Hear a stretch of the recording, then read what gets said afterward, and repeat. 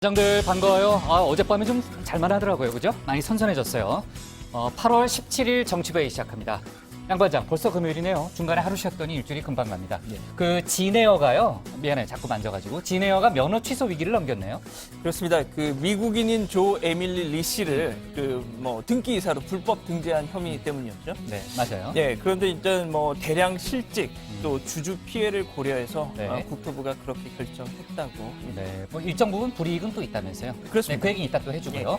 최 반장, 오늘 김경수 경남지사에 대한 영장 실질 심사가 진행됐는데 어떻게 진행이 됐어요? 일단 구속 전 피의자 신문은 오전 10시 반부터 한 2시간 반가량 진행이 됐고요. 빨리 끝났네요. 생각보다는 빨리 끝났고 네. 그래서 이제 김경수 지사는 서울구치소에서 네. 대기를 하고 있다고 합니다. 김 지사가 다시 경남 도청으로 갈지 아니면 영장이 발부될지는 오늘 한 자정은 넘겨서 결론이 나올 걸로 근데 보입니다. 혐의가 업무방해 하나니까 그렇습니다. 조금 결론이 빨리 나올 수도 있는 거 아니에요? 양측의 입장 차이가 네. 워낙 크다 보니까 아. 영장 전담 판사의 판단이 좀 오래 아무튼 걸릴 것 속보는 같습니다. 챙겨가면서 회의를 합시다. 들어가서 얘기 좀 이어갑시다. 갑시다.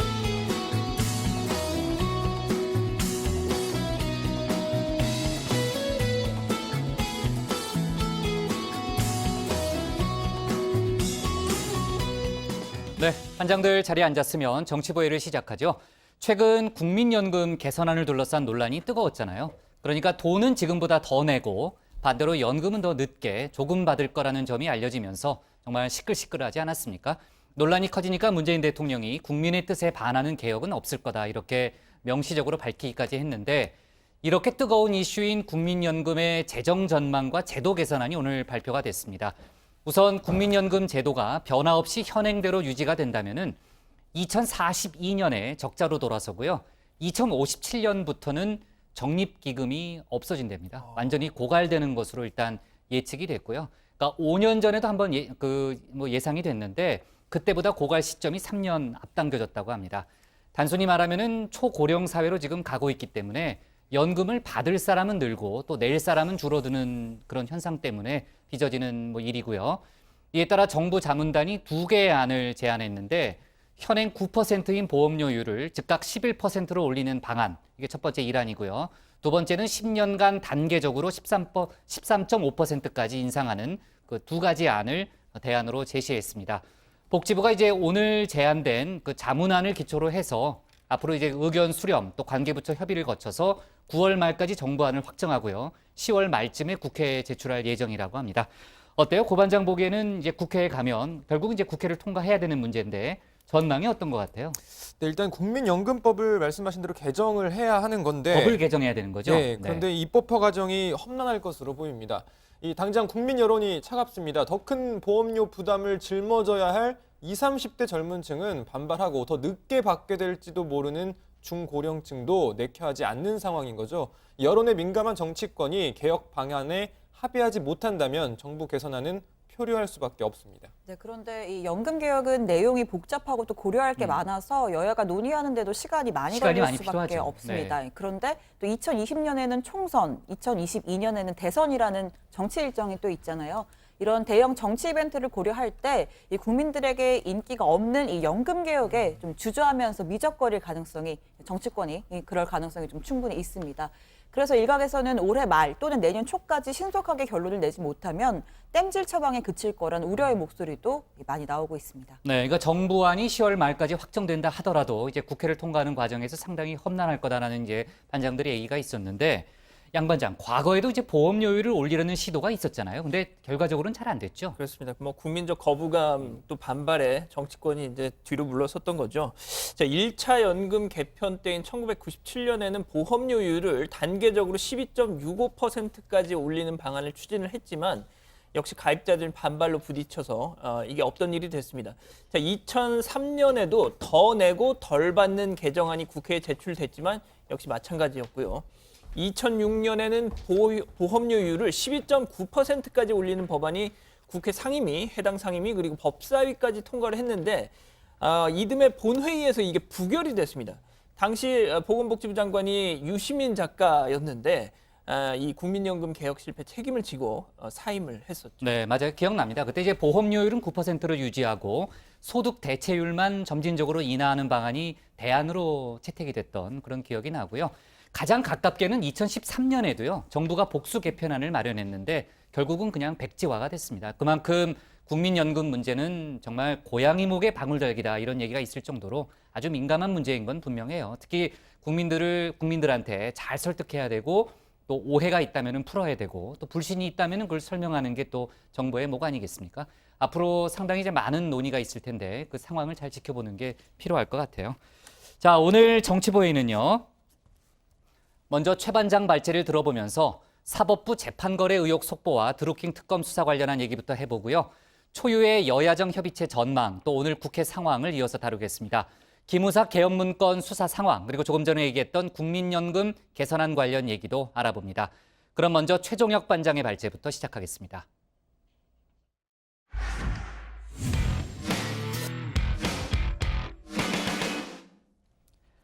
네, 어제도 저희가 이제 속보로 다뤘지만요. 2013년 12월 1일 청와대 비서실장 공간에서 열린 비밀 회동 내용이 속속 드러나고 있습니다. 일본 기업들의 책임을 인정한 강제징용 사건의 결론을 바꿔달라고 사법부에 요구를 했다는 건데요. 사법부 독립과 삼권 분립은 어디에 갔으며 또 우리 정부가 나서서 전범 기업의 손을 들어주려 했다는 그야말로 어처구니가 없는 일이 아닐 수 없습니다. 오늘 최 반장 발제에서는 일파만파 커지고 있는 사법농단 사건을 자세히 짚어보겠습니다. 자, 오늘 발제도 2013년 12월 1일 일요일 오전 10시 서울 종로구 삼청동 청와대 비서실장 공간으로 거슬러 올라가 보겠습니다. 당시 직책대로요. 김기춘 비서실장, 그리고 윤병세 외교부 장관, 그리고 차한성 대법관 이렇게 3자 회동이 열렸다고 하죠. 그런데 이 비밀 회동 참석자가 한 명 더 있었습니다. 바로 황교안 법무부 장관입니다. 아시다시피 국무총리 퇴임 후 전도사 황교안으로 전국 곳곳에 교회를 다니며 신앙 간증을 하고 있을 만큼 독실한 개신교 신자입니다. 그런 황교안 장관이 일요일 오전 교회가 아닌 비서실장 공간에 갔다는 건 그야말로 이날 회동이 시급한 현안을 다루는 회의와 다름없었기 때문일 겁니다. 청와대와 대법원, 법무부와 외교부, 마치 강제징용 소송과 관련한 관계부처 합동대책회의와도 같은 회동이었는데요. 이 자리에서 김기춘 비서실장은 대법원 확정 판결을 늦춰주고 사건을 전원 합의체로 돌려 판결을 번복해달라는 취지로 요청을 했습니다. 그리고 이는 박근혜 대통령 지시에 따른 것이었고 회동 내용을 다시 대통령에게 보고했다라고 진술했다고 합니다. 자, 대법원 전원 합의체는 대법원장이 재판장을 맡게 되죠. 그러니까 이날 회동은 각각 김기춘과 차한성이라는 청와대와 대법원 2인자들이 나선 박근혜 대통령과 양승태 대법원장과의 회동과도 다를 바 없었던 겁니다. 자, 청와대가 사법부를 향해 이 같은 요청을 한 건 일본 기업의 배상 책임을 묻는 판결이 확정되면 한일 관계가 악화될 것을 우려했기 때문으로 보입니다. 특히 검찰은 이날 회동이 있기 2달 전쯤인 10월, 당시 주일대사였던 이병기 전 비서실장이 청와대와 외교부에 보고한 문건에 주목하고 있습니다. 강제징용 사건을 전원 합의체로 돌려 다시 파기환송해야 한다라는 제안이 담겨 있었다고 합니다. 또 일부 보도에 따르면 11월 중순쯤엔 아베 일본 총리가 이병기 전 실장을 만나 강제징용 배상 판결에 우려의 뜻을 표했고 또 이 전 실장은 당시 정홍원 국무총리, 윤병세 장관, 남재준 국정원장에게 서신을 보내 한일 관계에 미칠 영향을 우려했다라고도 하는데요. 결국 11월 말 정홍원 총리가 소송 진행 상황과 함께 우려를 대통령에게 전달했다는 겁니다. 자, 이를 보고받은 박근혜 전 대통령의 반응 이러했다고 합니다. 큰일 났네. 어떡하면 좋아? 큰일 났네. 이게 그러니까 저거를 정신 바짝 차리고 안 그러면 다 죽어. 자, 이건 최순실 씨의 반응이었죠. 비슷한 반응이었는데요. 박근혜 전 대통령은 판결이 확정되면 큰일 나겠다라며 합리적으로 잘 대처하라는 지시를 했다고 합니다. 박 전 대통령은 이 보고를 받기 불과 며칠 전인 11월 초까지만 해도 일본의 과거사 인식 문제를 비판하면서 한일 정상회담의 부정적인 뜻을 밝혔고 또 그의 광복절 경축사에서도 마찬가지였습니다. 과거 역사에서 비롯된 고통과 상처를 지금도 안고 살아가고 계신 분들에 대해 아픔을 치유할 수 있도록 책임 있고 성의 있는 조치를 기대합니다. 자, 이렇게 얘기를 해놓고선 한일 관계 악화를 우려하고 또 그 때문에 강제징용 재판을 연기 또는 판결을 뒤집으라고 요구하는 이중적인 행태를 보였던 겁니다. 그러나 대법원은 판결을 바꿀 수 없는 상황이었습니다.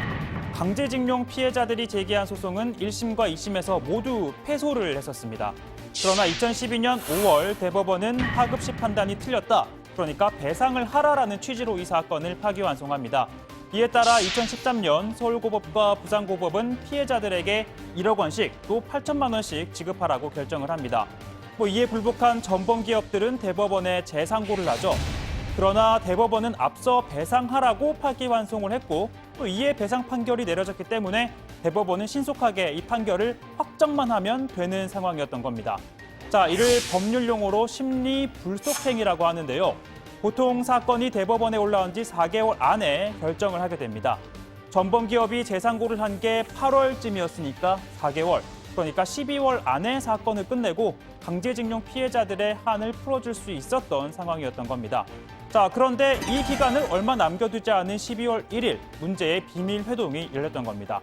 그리고 대법원은 5년이 지난 아직까지도 그 결론을 내리지 않고 있습니다. 자, 사실상 대법원이 일본의 눈치를 본 청와대의 요구를 들어준 거란 합리적인 의심을 할 수밖에 없는데요. 한일 관계 악화를 우려한 것이었다고는 하지만 검찰은 박근혜 정부는 한일 청구권 협정에 따라 강제징용 피해자들의 청구권을 인정하지 않는다는 기조를 세운 뒤 재판 절차에 개입한 것으로 보고 의심하고 있습니다.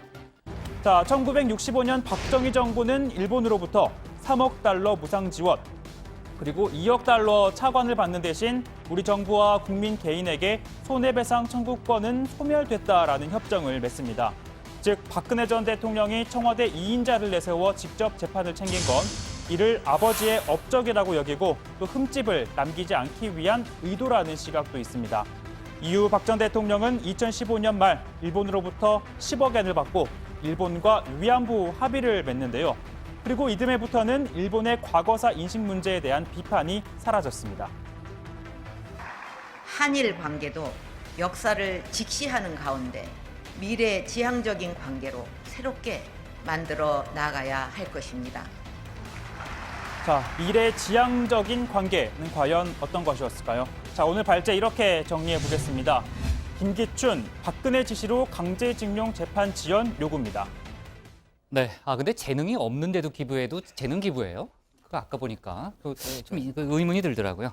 그 강제징용 재판거래 의혹 관련해서 김기춘 전 실장의 진술이 나왔습니다. 진술이 나온 만큼 박근혜 전 대통령에 대한 수사는 불가피합니다. 물론 박 전 대통령이 수사에 응할 거냐라는 문제는 별건이지만요. 이렇게 되면은 박 전 대통령은 국정농단 또 국정원 특활비 수수 혐의 등으로 지금 재판을 받고 있는데 또 다른 혐의로 검찰 조사를 받을 수밖에 없게 됐네요. 네, 검찰이 김기춘 전 실장을 조사하면서 박근혜 전 대통령 지시에 따라 차한성 전 대법관을 만났고 공간회동 내용의 결과도 대통령에게 보고했다는 진술을 확보했다고 합니다. 만일 차한성 전 대법관도 양승태 전 대법원장의 지시로 비서실장 공간회동에 참석했다거나 또 회동 결과를 보고한 사실이 확인된다면 양 전 대법원장 역시 직접적인 검찰 조사 대상이 될 것으로 보입니다. 이 당시 황교안 법무장관 참석 사실이 새롭게 지금 알려진 거죠. 다만 이 당시 법무부는 재판을 지연시키거나 이 판결을 번복하는 데 대해서 부정적인 입장을 밝힌 걸로 지금 알려지고 있습니다. 이 법무부는 2012년 대법원이 강제징용 피해자들 손을 들어주니까 국민들의 대일 청구권이 소멸됐다고 볼 수 없으므로 대법원 판결은 정당하다라는 의견을 전달한 걸로 검찰은 판단하고 있습니다. 다만 당시 회동의 실체가 확인이 됐고 이 논의 내용을 정확하게 파악하기 위해서라도 참석했던 황교안 전 장관 불러서 조사할 가능성은 남아 있다고 하네요. 네, 정치권 반응을 좀 살펴보면요. 민주당은 이번 사건을 재판거래 커넥션 이렇게 규정을 하고요. 지휘 고하를 막론하고 철저히 수사해서 그 진상을 밝혀야 한다. 사태 책임자를 처벌해야 한다라는 입장을 밝혔죠. 그렇습니다. 민주당은 양승태, 김기춘, 박근혜로 이어지는 연결고리를 김기춘 전 비서실장 본인이 밝힌 것이다.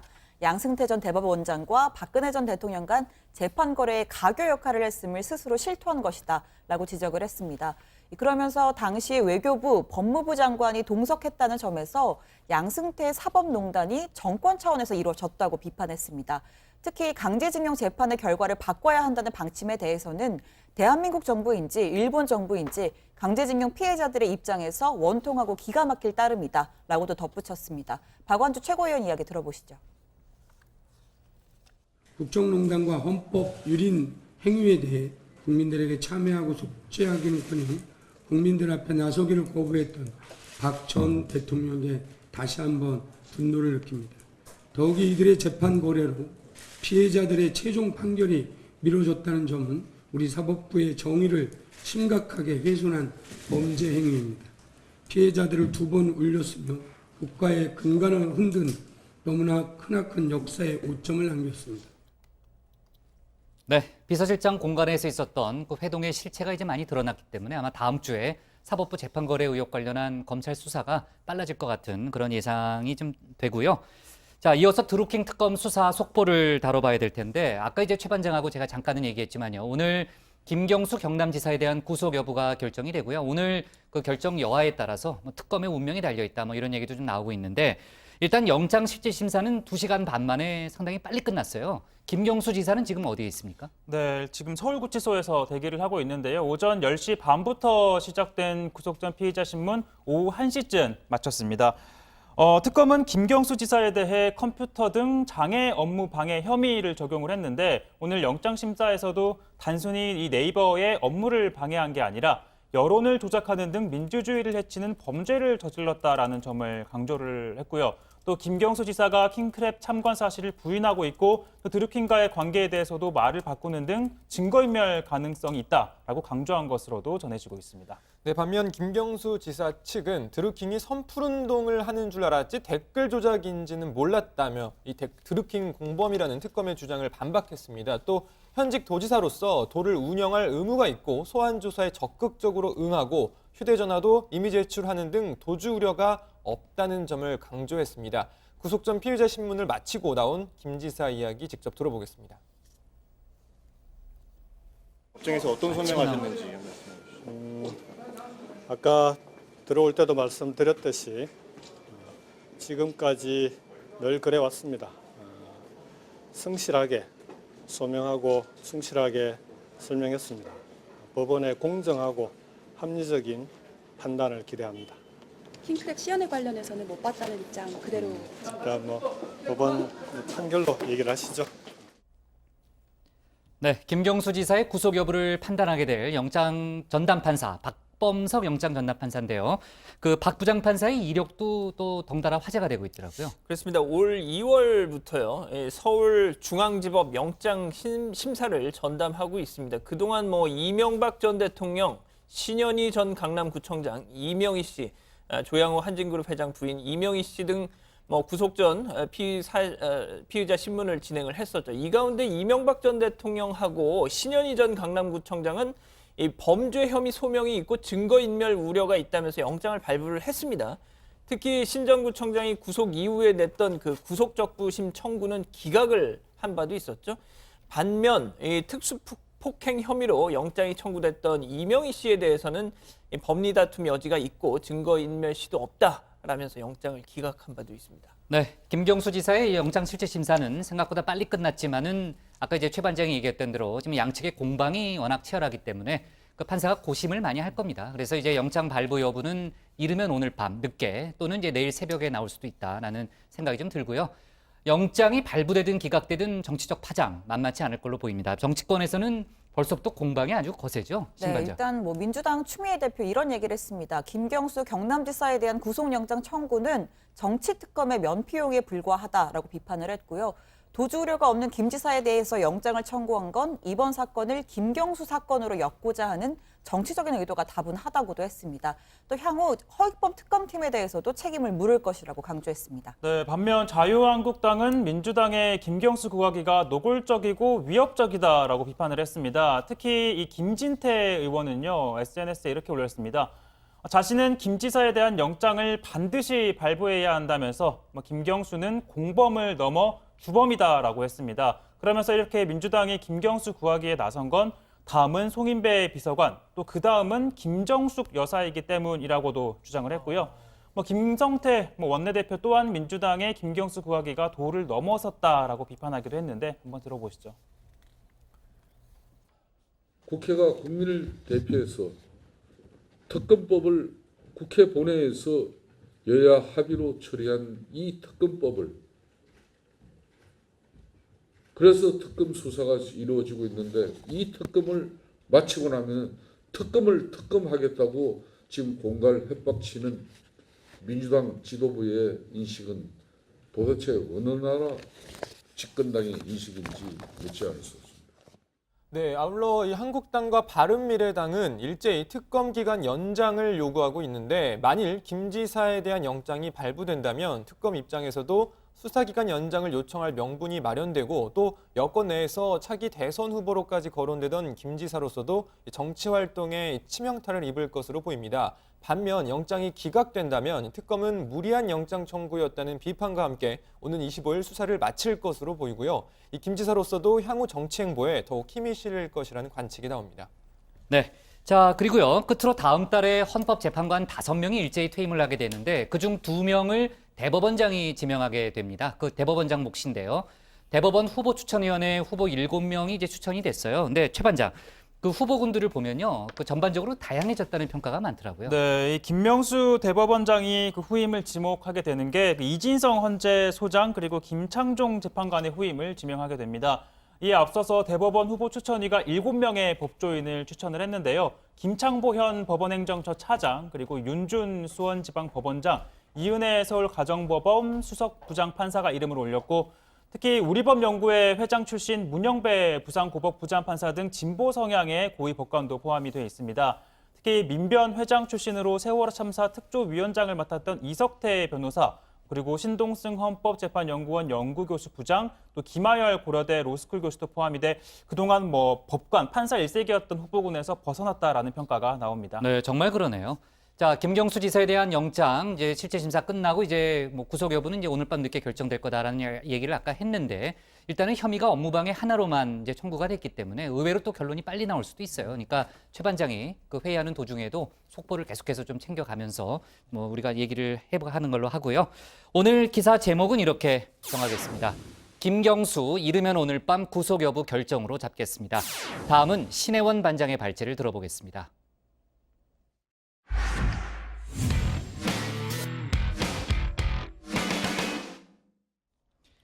문재인 대통령과 여야 5당이 어제 현정사상 첫 여야정 상설협의체를 가동키로 합의한 데 이어서 여야는 오늘 규제풀이존법 처리에 전격 합의했습니다. 민생과 경제 분야 협치가 본격화되는 모양새로 볼 수 있는데, 이런 가운데 문재인 대통령의 국정 지지도는 다시 60%대를 회복했습니다. 오늘 신 반장 발제에서는 청와대발 뉴스와 외교안보 소식을 함께 짚어보겠습니다. 홍씨 맛이 나서 홍씨라 한 것인데 어찌 홍씨냐고 물으시면, 네, 오늘은 특별히 신장금 시간입니다. 정치적 의미가 담긴 역사 속의 음식을 하나 소개하겠습니다.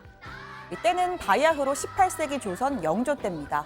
분당 정치가 극단으로 치달으면서 노론과 서로는 말 그대로 목숨을 걸고 당파 싸움을 벌입니다.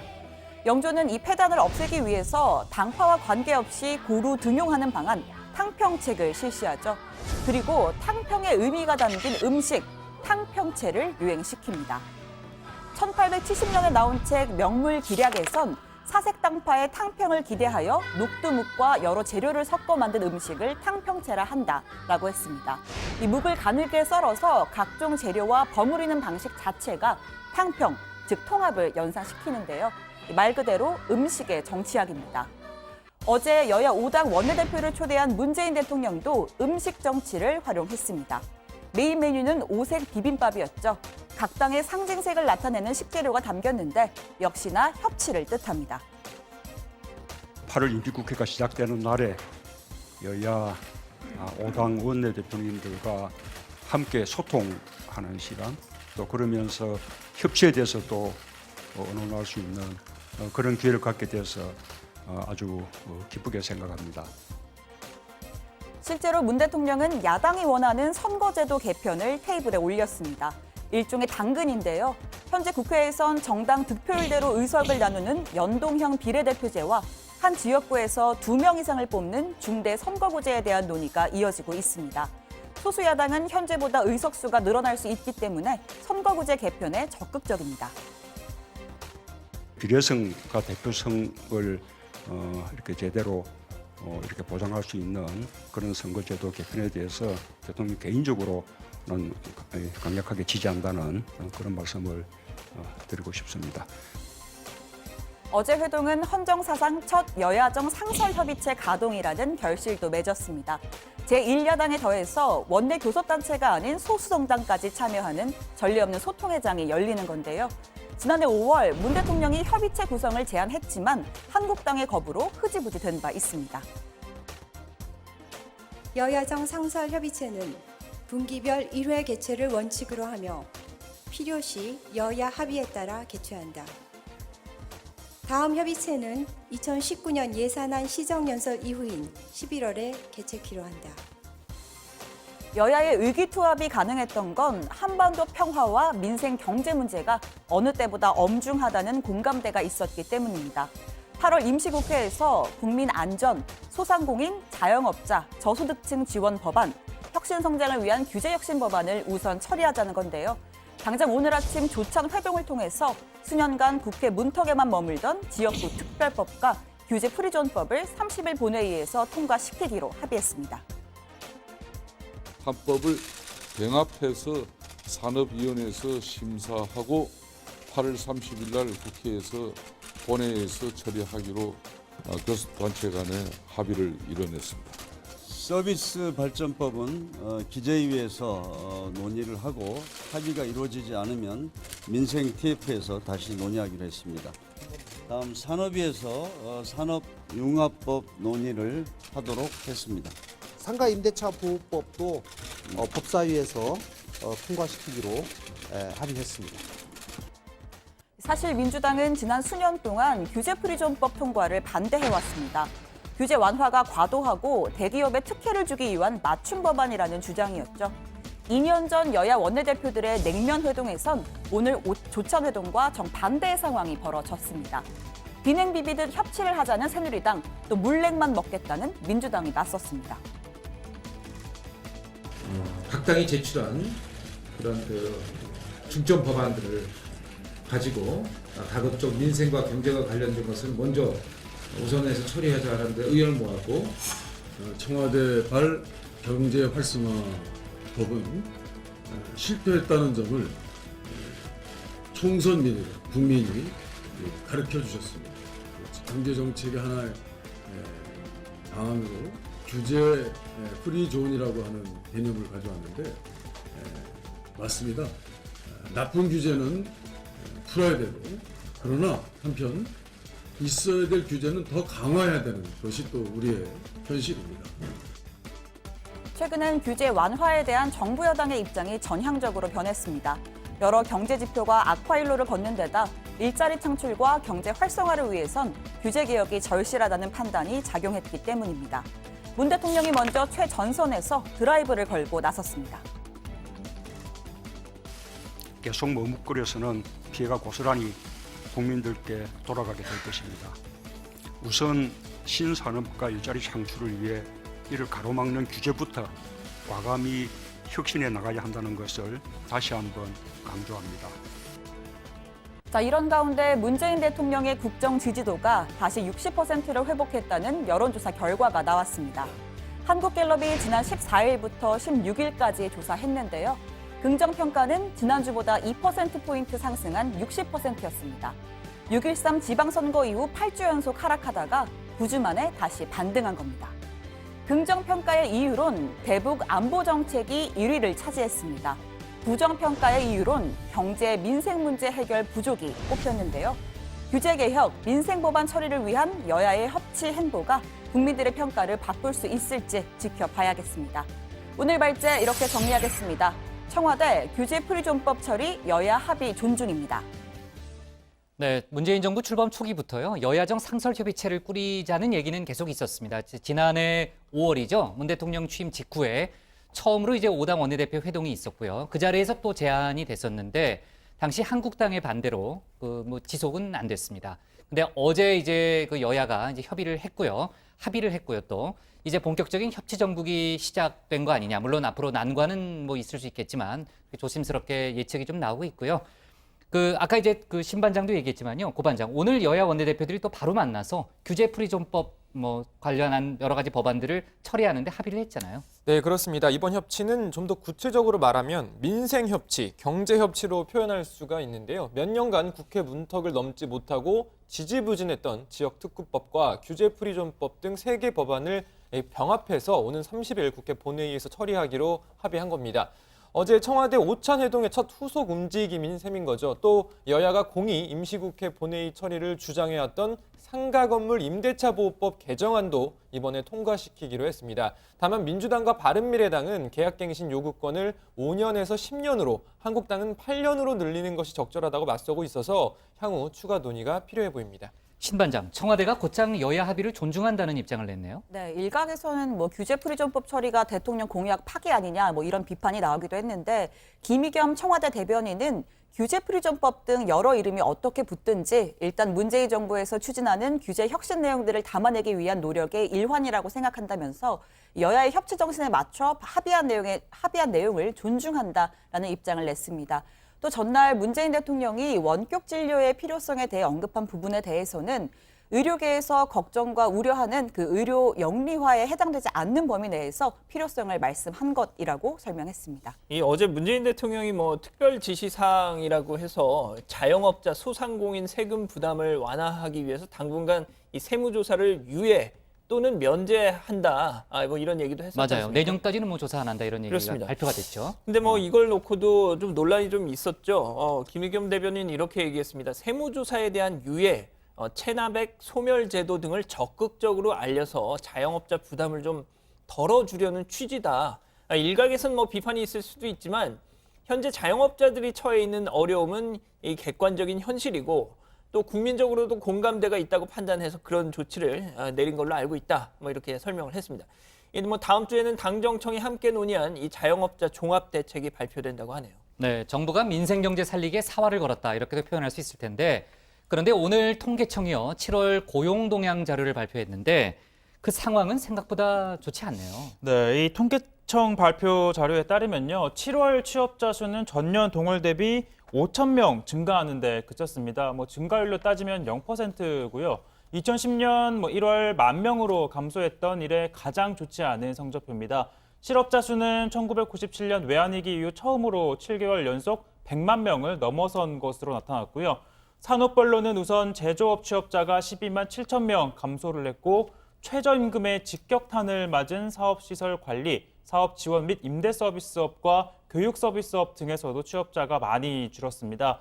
또 연령 계층별로 보면 이 허리 역할을 하는 40대 취업자가 14만 8천 명 줄어 외환위기 이후 가장 감소폭이 컸습니다. 올해 폐업하는 자영업자 수가 100만 명을 넘을 거다 이런 관측도 나오는데 정부가 지금 심각함을 느끼고요. 긴급회의를 소집했다면서요? 네, 사실 김동연 부총리가 여름 휴가를 보내고 있었는데 그래요? 이 통계청 고용 동향 자료를 보고 받자마자 곧바로 복귀를 해서 휴가 도중에 왔어요? 네, 관계 장관의 긴급 간담회를 소집했습니다. 청와대에서는 일자리 수석 또 경제 수석이 참여를 했고요. 최근 고용 부진 상황이 매우 심각하고 엄중하다는 데 인식을 같이 하면서 일자리 쇼크의 원인으로 생산 가능 인구의 감소, 또 주력 산업 고용 창출력 저하, 자동화 등 구조적인 요인과 또 구조조정, 자영업 업황 불황, 또 복합적인 원인이 있지만 이 최저임금 인상의 영향도 일부 업종과 계층에서 나타난다는 의견도 이 자리에서 나왔습니다. 네, 한 기재부 관계자는 경제는 심리가 중요한 만큼 고용 상황에 대한 우려가 경제 전반에 대한 비관론으로 이어지지 않도록 경계해야 한다는데 참석자들이 의견을 같이 했다면서 현안 간담회에 이어서 대책회의를 열고 후속 조치를 논의 중이라고 설명했습니다. 어제 김 부총리의 발언을 한번 들어보겠습니다.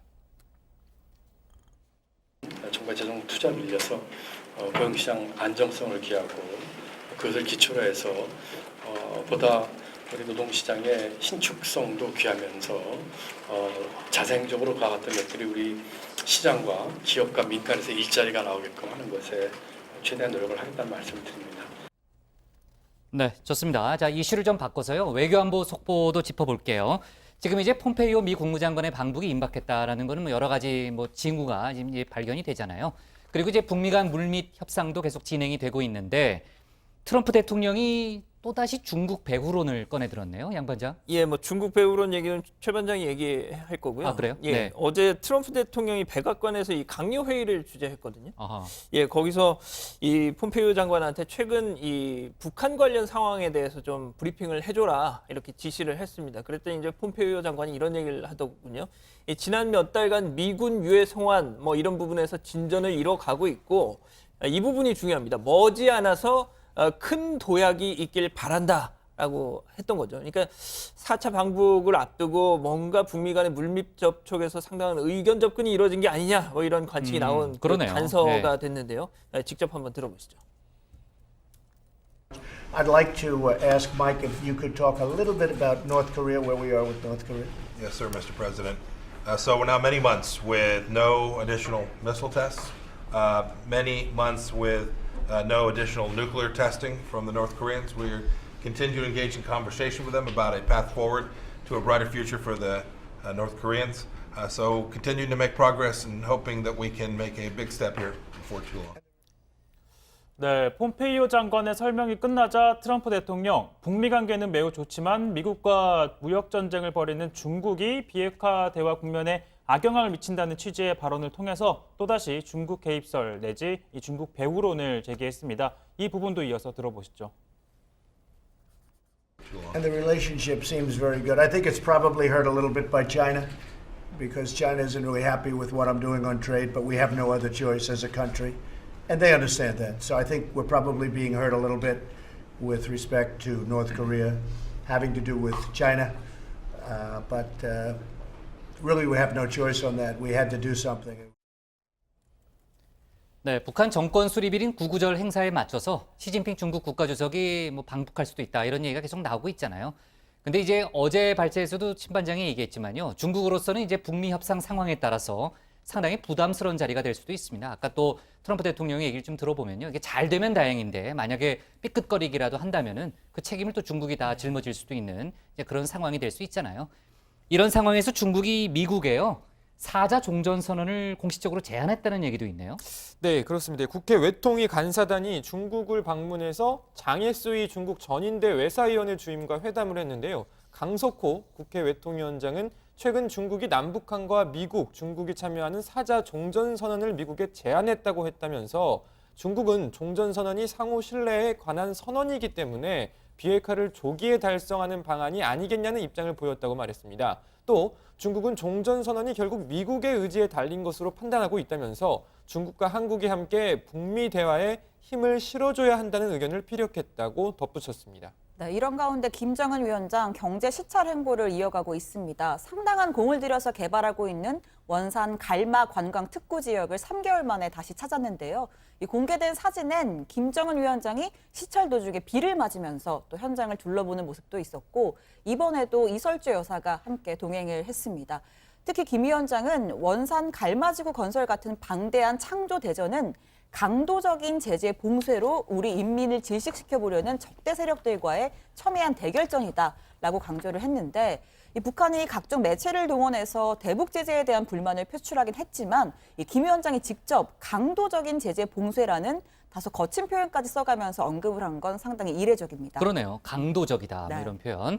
자, 그 외교안보는 이제 일단 폼페이오 장관이 8월 말에 방북할 거라는 게 맞는 그런 분위기인 것 같아서 다음 주쯤에는 관련 속보가 좀 많이 나오겠네요. 이번 주말에 북미 간의 접촉이 또 이어질 걸로 보입니다. 자, 오늘 청와대 발제는요. 일자리 문제로 갈게요.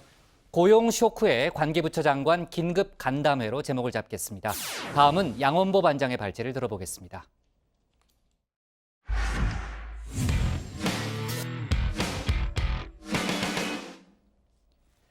오늘도 이명박 전 대통령 뇌물 혐의 관련 공판이 있었습니다. 저희도 소개해드린 바가 있었죠. 이 전 대통령 측에 제공한 뇌물 내역을 깨알같이 기록했던 이팔성 전 우리금융회장의 비망록에 대해서 이 전 대통령은 거짓말 탐지기 조사를 해보자며 정면으로 부인하고 나섰습니다.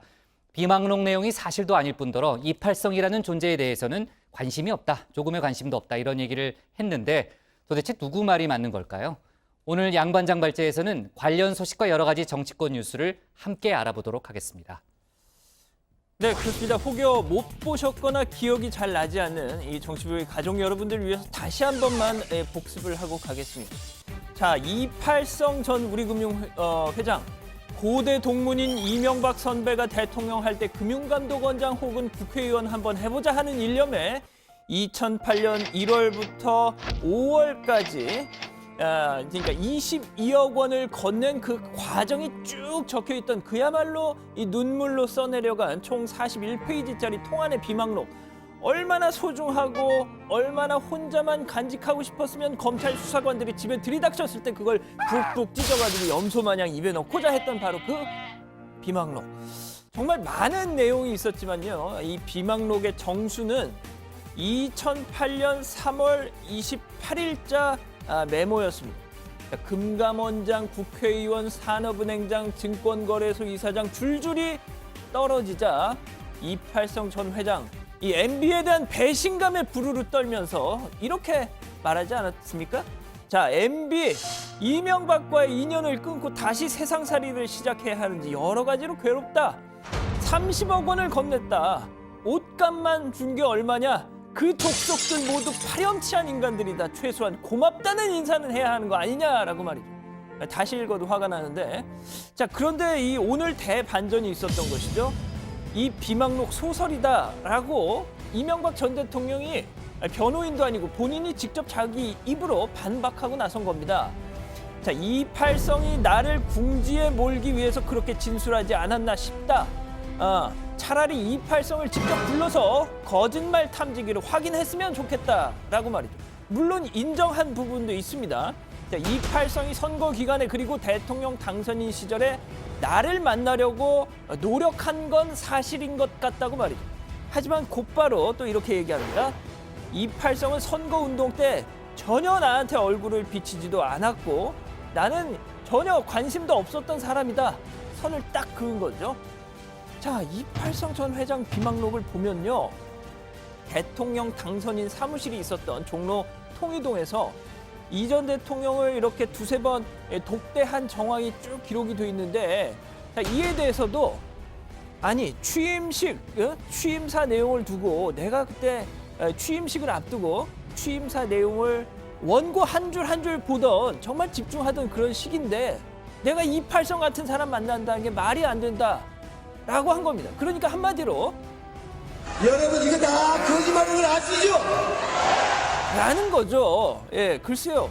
그렇다면요, 저는 좀 궁금한 게 왜 유독 이 전 대통령 주변에서는 이런 억측과 오해가 끊이지 않는 건지 그게 정말 궁금하다 하지 않을 수 없는데 자세한 얘기 들어가서 더 해보겠습니다. 자, 다음 소식입니다. 어젯밤에 이 박원순 서울시장 이 강북구 삼양동 옥탑방에서 작은 또 소동이 있었다고 합니다. 뭐 일부 시민들이 이 퇴근을 하던 박원순 시장을 향해서 소란을 피웠다는 건데, 물론 이게 처음 있는 일은 아니지만 박 시장 옥탑방 살이 거의 지금 한 달째 끝물에 접어든 점을 감안해서였는지 평소보다는 더 소란스럽고 그랬다는 거죠. 자, 강북구 서민 모임이라는 단체였다는 거죠. 이 박 시장의 옥탑방 체험 대선을 위한 이 정치쇼다! 라는 성명을 발표를 하고서 이렇게 보시는 것처럼 옥탑방으로 향하는 이 길목에 쭉 들어 눕게까지 했다는 겁니다. 자, 사진을 좀 더 구체적으로 보시면요.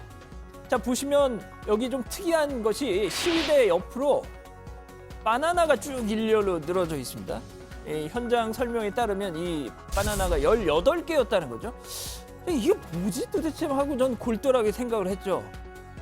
아, 그거였습니다. 바나나. 그러니까 결국 박원순 시장 이름을 빗대서 특정 동물과 연결을 지었던 거죠. 그거. 그리고 또 18개. 아마도 이게 뭐 욕설을 의미하는 게 아니었을까 생각이 듭니다. 자, 이 강북구 서민 모임이라는데 좀 생소하다 싶었는데 알고 봤더니 이 집회 경찰에 신고를 한 사람이 정모 씨였는데 이 대한애국당 강북구 지역위원장이었다고 하더군요. 이 집회에 동원됐던 사람들도 다 대한애국당 당원들이고 말이죠. 자, 대한애국당 이거 이름 얼마나 좋습니까? 예? 앞으로 떳떳하게 당명을 걸고 하셨으면 좋겠네요. 자, 마지막 소식입니다. 이거 조금 지난 일이긴 한데요. 제가 꼭 소개를 해드리고 싶어서 골라봤습니다. 자, 지난 14일 뭐 아시다시피 일본군 위안부 피해자 기림의 날 기념식이 이렇게 문재인 대통령 내외가 참석한 가운데 충남 천안 국립 망향의 동산에서 열렸는데 이게 실내 행사였다면 모르겠는데 실외여다 보니까 뭐 대통령이고 누구 할 거 없이 다 보십시오. 이게 손부채 붙이는 거예요. 땀 뻘뻘 흘리면서 행사를 할 수밖에 없었죠. 뭐 누구보다 제일 걱정인 건 위안부 피해 할머니들 아니겠습니까? 어르신들한테 특히나 이 폭염, 독인데 말이죠. 자, 어쨌든 보시는 것처럼 식은 시작이 됐습니다. 자, 그런데 이거 한번 보시죠. 문재인 대통령 내외 앞에 이렇게 선풍기가 있습니다. 저는 순간 이거 딱 보고 대통령 의전 이해는 간다만 야 대통령만 덥냐? 다 덥지. 참 이랬죠. 그런데 제가 좀 이걸 구체적으로 좀 자세히 봤습니다. 아하, 이게 선풍기가 놓인 방향을 잘 한번 보시죠. 대통령 내외와는 상관이 없이 할머니들한테 쭉 저렇게 방향이 맞춰져 있는 겁니다. 뭐 그래봤자 더운 바람이겠지만 이 대통령보다 이 할머니들 이 더위를 식혀주는 게 더 중요하다. 야, 정말 이 행사 기획한 사람이 누군지 저 칭찬해주고 싶더라고요. 정말 시원한 장면이었습니다. 자, 오늘 준비한 소식은 여기까지입니다. 네, 그리고 이건 좀 다른 얘기긴 하지만요. 가수 겸 배우 썰리 씨 알죠? 그 SNS 그 소셜 미디어예요. 왜요? 설리. 설리예요. 네네. 미안해요. 지난번에 또 그냥 제가 자꾸 정확하게 BMW에 이어서 또 썰리 발음을 좀 세게 하는 경향이 있어요. 나이가 들면요. 그 설리 씨가요. 소셜 미디어에 일본군 위안부 기림의 날 홍보 포스터를 게재하고요. 할머니들을 응원하는 문구를 남겼더니 일본 네티즌들이 와서 정말 맹폭을 가했다고 하더라고요. 그 설리는 반일이다 뭐 이렇게 얘기하면서 일본의 역사교육 부재. 야, 정말 안타깝다는 말밖에 나오지 않더라고요. 좋습니다. 그 이명박 전 대통령 얘기를 종합해 보면요. 비망록은 이팔성이 나를 협박하기 위해서 만든 가짜다. 뭐 자작이다. 이렇게 판단하고 있다는 거잖아요. 네, 그렇습니다. 이 전 대통령 측은 검찰이 이팔성 비망록을 공개한 이후부터 꾸준히 조작 가능성을 지금 제기하고 있는데요. 몇 가지 근거가 있습니다. 같은 색깔의 필기구가 계속 쓰였고 중간에 날짜를 수정했다는 이유에서죠. 그런데 그러니까 그날 기록한 게 아니라 한 번에 몰아쓴 흔적이라고 주장하고 있는 겁니다. 하지만 검찰은 이를 반박하고 있는데요. 이 날짜별로 글씨의 굵기와 필압이 다르다. 이전에 작성된 비망록도 동일한 잉크색이라고 반박하고 있습니다. 일단 재판부는 이 전 대통령 측 요구를 받아들여서 지난 14일 국가수의 비망록 감정을 의뢰한 상황입니다. 국가수에 의뢰했어요. 네. 그러면 이제 국가수 감정 결과가 나오겠네요. 그 감정 결과가 나오면은 그 진위 여부를 알 수 있을 거고요. 그 진위 여부가 나오면 저희가 다시 한번 속보로 다루는 걸로 하겠습니다. 근데 이제 궁금한 게요. 이 비망록에 담긴 내용을 지난주에 이제 양 반장이 소개를 했잖아요. 그 내용을 보고서 김희중 전 제1부속실장, 그러니까 이명박 전 대통령의 일정을 총괄했던 뭐 일종의 문고리라고 볼 수 있는 그런 실장이 내가 기억하는 범위 내에서는 다 사실이다 이렇게 얘기하지 않았어요? 네, 바로 뭐 그런 점 때문인지 이명박 전 대통령과 변호인에서는요.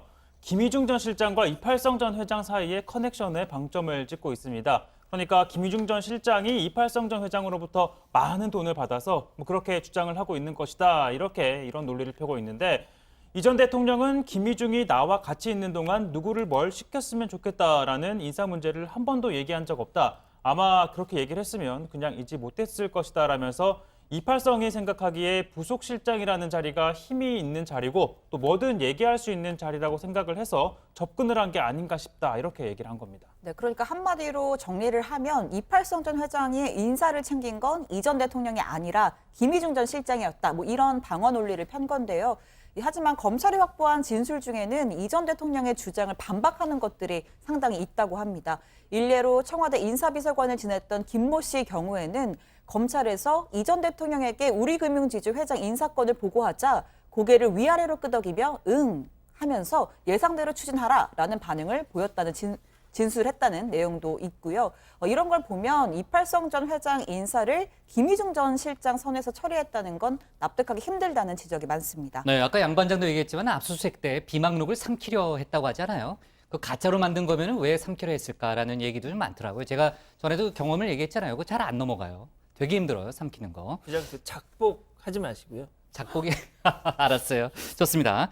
자, 그리고요. BMW 화재 사태 얘기를 좀 왜 고개를 갸웃갸웃해요? 별로 안 웃겼습니다. 네. 그 사태 얘기를 좀 해볼까 하는데 정말 이쯤 되면요. 한국 소비자들을 그렇게 그동안 정말 어떻게 생각해 왔던 거냐라는 생각이 들 정도인데 BMW 본사에서요. 정말 귀를 의심케 하는 발언이 나왔잖아요. 그렇습니다. 뭐 처음부터 BMW는 뭐 여러 가지 이유를 대면서 차량 결함이 아니라는, 그러니까 차량 결함에 대해서는 잘 인정하지 않았습니다. 그러다 신화통신 보도를 통해서 지금 결정타가 나온 거죠. 요헨 프레이 독일 BMW 본사 대변인이 신화통신하고 인터뷰를 하면서 이렇게 말을 했습니다. 화재가 일어나는 데는 여러 가지 이유가 있는데 현지 교통 상황과 운전 스타일 때문일 수 있다라고 말이죠. 자, 현지, 그러니까 한마디로 한국의 교통 상황, 또 한국 운전자들의 운전 스타일이 지금의 화재 원인 중에 하나일 수 있다라고 BMW 대변인이 언론에 이렇게 얘기를 한 겁니다. 그러니까 그게 말이 안 되는 게요, 고반장. 아니 뭐 운전 스타일 때문에 그렇다면은 다른 차들도 불이 나야 되잖아요, 비일비재하게. 그렇습니다. 그러니까 당장 한국 소비자는 역시 호구였던 건가 이런 자조 섞인 목소리도 나오고 있는 상황인 겁니다. BMW 차주 소송을 맡고 있는 하종선 법무법인 바른 변호사는 이건 정말 오만함의 극치라면서 독일 본사 CEO 그리고 문제의 발언을 한 요한 프레이 대변인을 추가로 고소하기로 했습니다. 직접 이야기 들어보시겠습니다. 이거야말로 그 BMW의 그 오만함의 극치이고, 뭐 여러분 독일 여행에서 아시겠지만 뭐 아우토반에서 더 속도 높게 달리는 거 외에는 우리나라나 독일이나 뭐가 그렇게 다르고 그 운전하는 행태가 뭐가 그렇게 다르겠습니까? 자, 논란이 커지니까 BMW 코리아가요. 오역에서 빚어진 실수다 이렇게 해명을 했다는데 그건 또 무슨 소리예요? 네, 일단 BMW 코리아 측 입장은 이겁니다. 이 독일어가 모국어인 요헨 프레이 대변인이 영어로 답변을 하고 중국의 통신사가 영어로 표현하는 과정에서 발생한 오역이다라고 했는데요. 그러니까 여러 화재 요건 중 주행 거리를 현지 교통 상황으로 표현을 하고 장시간 주행이라는 말을 운전 스타일이다라고 표현을 하면서 빚어진 오해라고 한 겁니다. 뭐 아무리 독일 본토 사람이 영어로 인터뷰를 했다지만 주행 거리를 현지 교통 상황이라고 표현을 했을지는 뭐 의구심이 듭니다. 글쎄요. 저도 그런 생각이 좀 드네요. 자, 그리고 민주당 당대표 경선 오늘부터 주말까지 정말 최대 승부처라고 할 수 있는 수도권 지역 합동연설회가 진행이 됩니다. 서울, 경기, 인천이 전체 권리당원 중에 45%가 몰려 있잖아요. 정말 아주 뜨거운 주말이 되겠네요, 신반장. 네, 벌써 시작이 됐습니다. 오늘 오후 4시부터 인천에서 시작됐네요, 4시면. 시작이 됐고요. 내일 경기 서울 지역 합동 연설회가 열립니다. 지금까지 진행된 여러 여론조사를 종합을 해보면 1강 2중 구도라는 게 대체적인 평가인데 뭐 1강은 이해찬, 2중이 김진표, 송영길 후보입니다. 그런데 김진표, 송영길 후보 모두 수도권 연고를 가지고 있는 후보들이어서 주말 대회전을 치르면 역전할 수 있다라고 자신감을 또 보이고 있습니다. 아시다시피 송영길 후보는 인천시장을 지냈고요. 김진표 후보 역시 경기도지사 선거 출마 이력을 갖고 있습니다. 네, 근데 이제 이해찬 후보도요. 세종시 국회의원이죠, 지금은. 하지만 서울 관악에서만 내리 5선을 했습니다. 그러니까 수도권 연고가 없다고 하기는 좀 어렵고 하여간 수도권 대회전이 아주 뜨거울 것 같네요. 자, 그리고 이제 내일 안희정 전 충남지사에 대한 1심 무죄 판결을 규탄하는 여성계 집회가 예정돼 있다면서요? 그렇습니다. 뭐 미투 운동과 함께하는 시민행동이라는 단체인데요. 안전지사 판결 때문에 원래 이 행사를 25일에 하려던 것을 일주일 앞당겨서 내일 하기로 한 겁니다. 집회 제목이 여성에게 국가는 없다, 못 살겠다, 박살내자라는 건데 뜻을 같이 하는 남성들도 참여할 수 있다고 하는데 최종혁 관장도 내일 간다고 취재하러 간다고 하더라고요. 네, 취재하러라는 말 안 하면 깜짝 놀랄 뻔했어요. 취재하러. 네, 좋습니다. 자, 그리고요 좀 다른 얘기인데 여성 우월주의 성향의 인터넷 사이트죠. 그 워마드 게시판에 오늘 청와대에 폭탄을 설치했다 이런 글이 올라와서요. 경찰이 수색하는 소동이 있었습니다. 오후 3시에 폭발할 거다 이런 내용이었는데 일단 3시에 폭발하지는 않았고요. 폭탄을 찾지는 못했습니다. 네, 좋습니다. 지금 IP 추적 중이라니까 누가 글을 올렸는지 조만간에 밝혀지겠죠. 자, 오늘 기사 제목은요 이렇게 정리하겠습니다. MB 28성 거짓말 탐지기 해봤으면으로 정하겠습니다. 다음은 고석승 반장의 발제를 들어보겠습니다.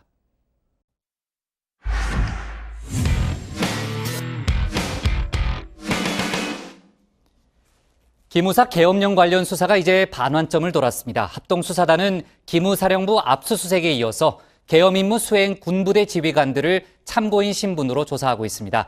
한편 이번 계엄령 수사의 키맨이라고 할 수 있는 조현천 전 기무사령관의 행방은 여전히 오리무중입니다. 합동수사단은 조 전 사령관을 최대한 빠른 시일 내에 불러 조사할 계획이지만 조 전 사령관이 과연 협조적으로 나올지는 의문입니다. 오늘 야당 발제에서는 현재까지 진행된 기무사 계엄령 관련 수사 내용을 정리해보고 앞으로 이제 기무사 개혁 상황도 함께 짚어보겠습니다. 네, 여러분 오늘 또 저 안경 쓰고 나왔습니다. 그렇습니다. 쪽집게 시간입니다. 오늘은 기무사 계엄령 수사 중간 정리를 한번 들어가 보겠습니다. 기사거리가 없어서 하는 건 절대 아니고요. 이 기무사 계엄령 수사가 정말 중요하기 때문에 복습 차원에서 한번 정리를 쫙 하고 가려는 겁니다. 자, 현재 관련 수사는 군과 검찰이 함께 꾸린 합동수사단, 줄여서 합수단에서 진행을 하고 있습니다. 서울 동부지검에 마련된 사무실에서 수사가 한창이죠. 자, 우선 지난 14일 기무사령부 압수수색했습니다. 사령부뿐만 아니라 기무사 예하 국방보안연구소와 예하 부대도 함께 압수수색을 했습니다. 그리고 어제 잠깐 전해드린 소식이죠. 계엄령 문건에 언급된 이른바 계엄임무 수행 군부대 육군 8, 11, 20, 26, 30사단과 수도 기계화 사단 등 모두 15개인데요. 당시 지휘관들을 참고인 신분으로 조사하는 중입니다. 조사의 핵심은 당시 각 부대 지휘관끼리 교감이나 회합이 있었는지 여부입니다. 만약 관련 모의가 있었다면 이건 진짜 계엄 실행 의지가 있었다고 볼 수 있기 때문입니다. 자, 그런데 이 모든 수사 과정에서 결국은 꼭 조사를 받아야 할 인물, 바로 키맨 조현천 전 기무사령관입니다. 이번 사안이 본격적으로 불거지기 전부터 미국에 머물고 있는 상황인데요. 현지 교포들이 최근 이렇게 $200 현상금까지 내걸었습니다. 합수단 얼마 전 조 전 사령관의 국내 자택도 압수수색을 했죠. 현재 조 전 사령관의 가족과 변호인 등을 통해 자진 귀국을 설득 중인 상황이라고 합니다. 자, 기무사 계엄령 관련 수사와 별도로 기무사 해편, 군사안보 지원사령부 창설 준비도 한창 진행 중입니다. 가장 중요한 건 인적 구성이겠죠. 자, 우선 계엄령 문건 작성과 세월호 민간인 사찰, 댓글 공작 등 이른바 3대 불법행위 관련자에 대한 원대복귀 작업이 현재 진행되고 있습니다. 그리고 현재 4,200명 선인 인력도 3,000명 내외로 줄일 계획이죠.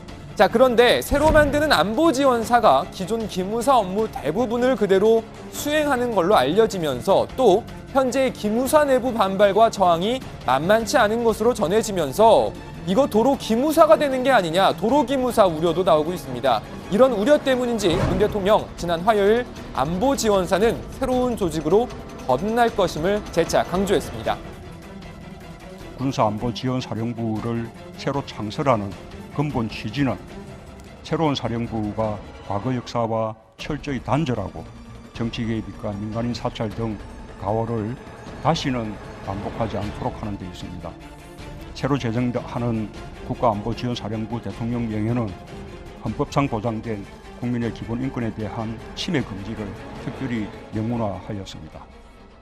자, 잠깐 영상 하나 더 보고 가겠습니다. 이제 2주 후부터는 못 볼지도 모를 귀한 영상 하나 준비했습니다.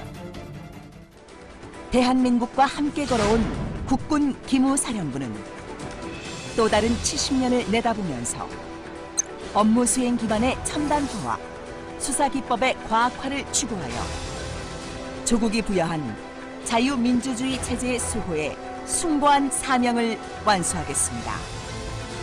네, 기무사 홍보 영상 잠깐 보셨습니다. 또 다른 70년을 내다보겠다고 했는데 결국 한 치 앞도 내다보지 못했습니다. 이 영상에서 설명한 대로만 업무를 수행했다면 70년이 아니라 700년도 유지됐을 텐데 말이죠.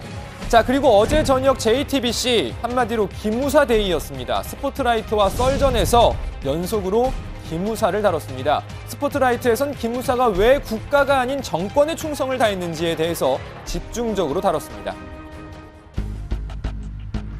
육해공군 간부 중 우수한 인재만을 선발해 조직을 이룬 기무사 때문에 진급 경쟁이 치열하답니다.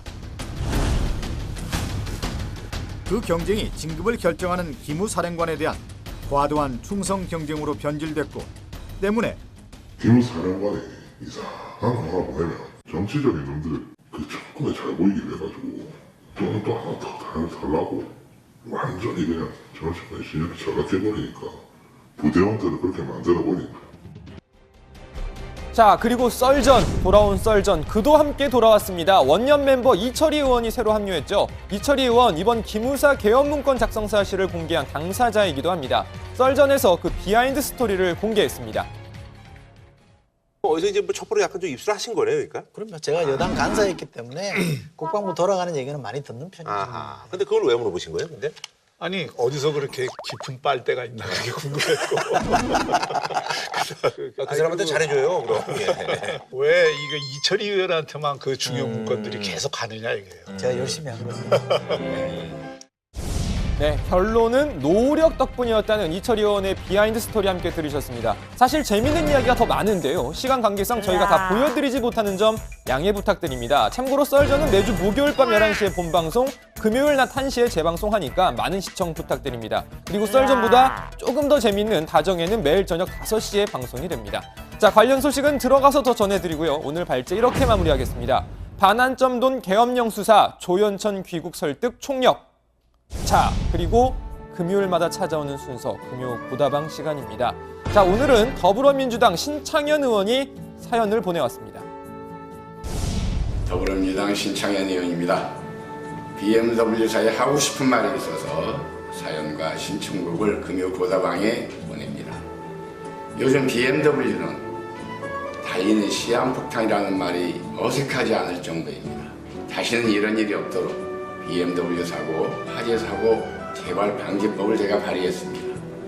아참 BMW사의 한 홍보 담당자가 한국에서 유난히 화재가 많이 발생하는 이유는 흑염과 그리고 한국인의 운전 스타일 때문 아니냐는 말씀하셨는데 이건 우리 불난데 기름 붓는 것입니다.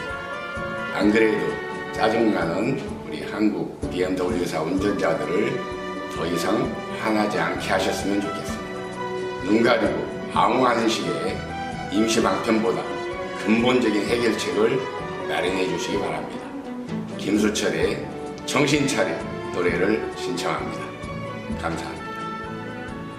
네, BMW를 향한 아주 따끔한 지적부터 화재 사고 재발 방지법을 발의했다는 깨알 PR까지 알찬 사연 감사합니다. 신창현 의원의 신청곡 정신 차려 들으시면서 오늘 순서 여기서 마치겠습니다.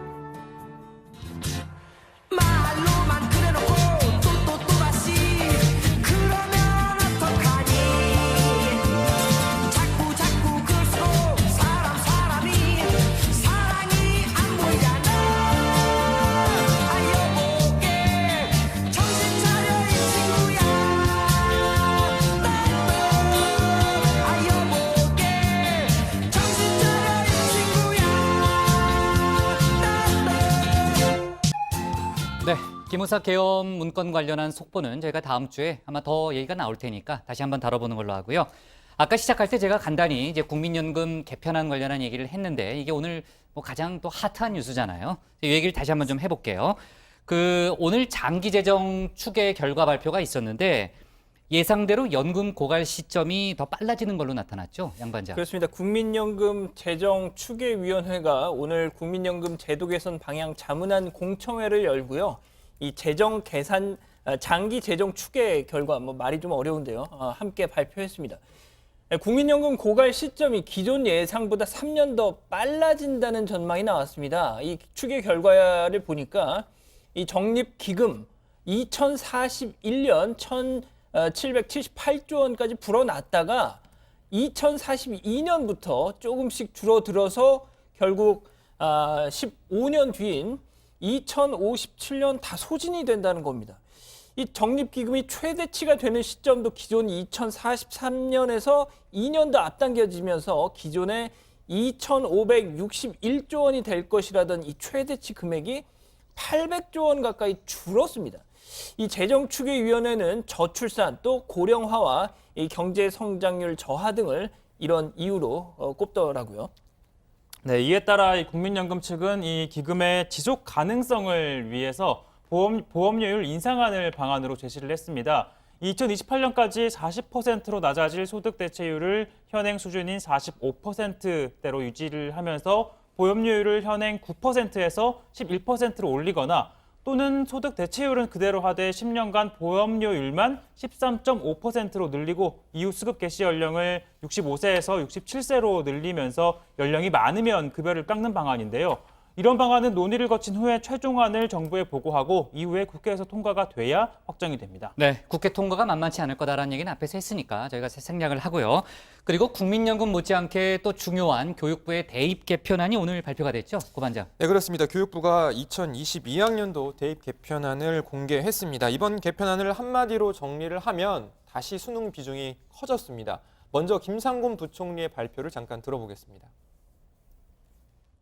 교육부는 학생들의 제도전 기회를 위해 대학들에게 수능 위주 비율을 30% 이상으로 확대하도록 권고하겠습니다. 이는 수능 위주 전형 비율을 현행보다 확대하도록 하라는 국가교육회의 권고안과 학생, 학부모와 대학의 예측 가능성, 그리고 공론화 조사 결과 시민참여단의 68.5%가 수능 위주 전형의 적정 수준으로 30% 이상을 선택한 것을 종합적으로 고려한 것입니다. 네, 교육부는 또 수능 절대평가 과목에 현재 영어와 한국사회에 제1국어 한문도 추가하겠다고 밝혔습니다. 국가교육회의 권고안을 그대로 받아들인 겁니다. 그리고 이 국어, 수학, 직업탐구 과목은 공통시험, 선택시험 구조로 개편하기로 했습니다. 예를 들어서 이 수학의 경우에는 수학 1과 수학 2는 공통 과목으로 하고 이와 별도로 확률과 통계, 미적분, 기하 중 한 과목을 수험생이 선택해서 시험을 치르게 한다는 겁니다. 또 이 수학과 사회탐구, 과학탐구 등은 문이과 구분도 폐지됩니다. 수능의 EBS 연계율은 기존 70%에서 50%로 축소됩니다. 고 반장 딴 생각했죠, 좀 예. 전에. 네. 이번 그 개편안에는 학생부 종합전형, 이 이른바 학종이라고 하죠. 이 학종 관련 대책도 포함이 됐는데요. 학생부의 수상 경력은 학기당 1개씩 모두 6개까지만 적을 수가 있게 됐고, 이 교사가 학생부에 적는 내용도 현행 4,000자에서 2,200자 분량으로 축소가 됐습니다. 이와 함께 최근 성적 조작이나 시험지 유출, 이런 부정행위 논란이 있었던 것을 고려해서 시도교육청과 각 학교별로 평가 관리 강화 방안을 마련해서 시행하기로 했습니다. 해당 방안에는 CCTV 설치, 또 자녀와 부모가 학생과 교사로 한 학교에 있는 걸 막는 이른바 고교 상피제 등이 포함이 됐고요. 이 밖에 2022년 시행이 예정됐던 고교 학점제는 준비 기간을 거쳐서 25년부터 시행하겠다고 교육부가 설명했습니다. 네, 지금 김상곤 부총리의 여러 가지 개혁안이 다음 정부로 많이 이게 미뤄지면서 개혁이 좀 좌초된 거 아니냐 이런 보도도 많이 나오고 있던데 이 얘기는 저희가 다음 주에 다시 한번 좀 기회를 잡아서 좀 해보는 걸로 할게요. 오늘 기사 제목은요, 국민연금으로 잡겠습니다. 국민연금 2057년 고갈 보험료율 올려야로 제목을 잡겠습니다.